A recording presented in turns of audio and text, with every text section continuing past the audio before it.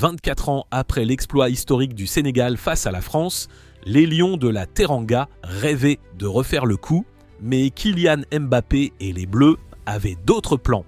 Pour son entrée en lice dans cette Coupe du Monde 2026, l'équipe de France s'est imposée 3-1 face au Sénégal mardi soir.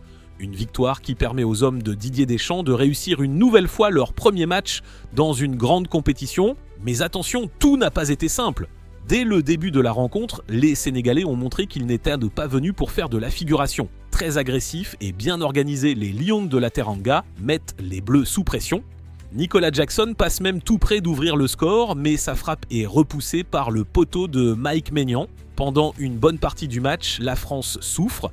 Le duo Dembélé-Mbappé manque de précision et malgré quelques occasions, Edouard Mendy réalise plusieurs arrêts décisifs pour maintenir le Sénégal dans la partie. Mais après l'heure de jeu, les Bleus montent enfin en puissance. À la 66e minute, Michael Olise délivre une ouverture parfaite pour Kylian Mbappé. Le capitaine français contrôle parfaitement la situation et ouvre le score pour la France. Un but historique puisque l'attaquant de 27 ans égale alors Olivier Giroud avec 57 réalisations sous le maillot bleu. Et les Français ne s'arrêtent pas là.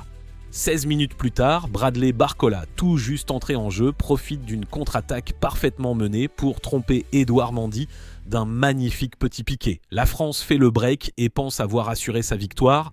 Mais dans le temps additionnel, Mbaye relance complètement le suspense en réduisant l'écart pour le Sénégal. Les Lions de la Teranga y croient encore, mais leur espoir ne dure que quelques secondes. Car dans la foulée, Kylian Mbappé sort le grand jeu. L'attaquant français envoie une frappe exceptionnelle de plus de 25 mètres qui termine au fond des filets. Un but spectaculaire qui scelle définitivement la victoire des Bleus, 3-1. Avec cette réalisation, Mbappé inscrit son 58e but en équipe de France et devient officiellement le meilleur buteur de l'histoire des Bleus, dépassant Olivier Giroud.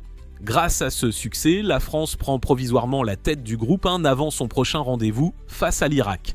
De son côté, le Sénégal devra réagir contre la Norvège d'Erling Haaland pour espérer poursuivre son aventure dans cette Coupe du Monde 2026. Alors, selon vous, les Bleus peuvent-ils aller chercher une 3e étoile? Et le Sénégal a-t-il encore les moyens de se qualifier?